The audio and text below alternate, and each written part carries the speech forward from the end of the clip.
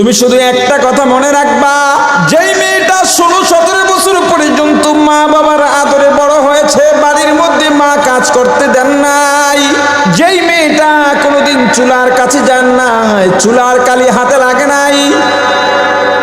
রাতে বিছানা লাগে নাই, মা বিছায়া দিছে, সেই বিছানায় গিয়া শুইছে, যেই মেয়েটা ফজরে উঠে নাস্তা নিজেই তৈয়ার সামনে পাইয়া গেছে, ওই মেয়েটাকে তুমি রশি দিয়াও বেঁধে আনো নাই, বন্দুক ধরে পিস্তল ধরেও আনো নাই, মামলা করেও আনো নাই, শুধুমাত্র কালেমার অদৃশ্য বন্ধন, কালেমার বন্ধন হয়ে গেছে, এখন তোমার সঙ্গে নামতেছে, পিছে পিছে যাইতেছে,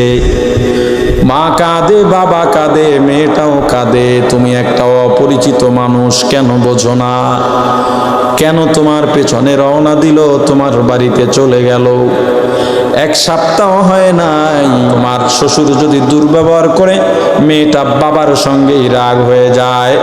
আমার জামাইরে কিছু বললে আমি তোমাদের বাড়িতে আর কোনোদিন আসবো না, মাত্র 1 সপ্তাহের পরিচয়,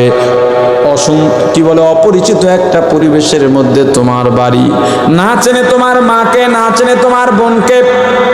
যেই মেয়েটা বাড়ির মধ্যে কখনো চুলার কাছে যায় নাই, তোমার বাড়ি গিয়া সব সময় চুলার পিঠে থাকে, যেই মেয়েটা বাড়িতে সবার আগে ঘুমাইতো, ওই মেয়েটা তোমার বাড়ি এসে সবার বিছানা বিছায়া সবার শেষে ঘুমায়,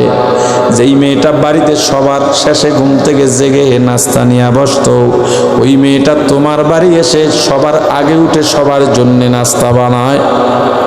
কেন জানো? শুধুমাত্র তোমার বাড়ির অপরিচিত মানুষগুলোর মন রক্ষা করতে, আপন করবার জন্যে।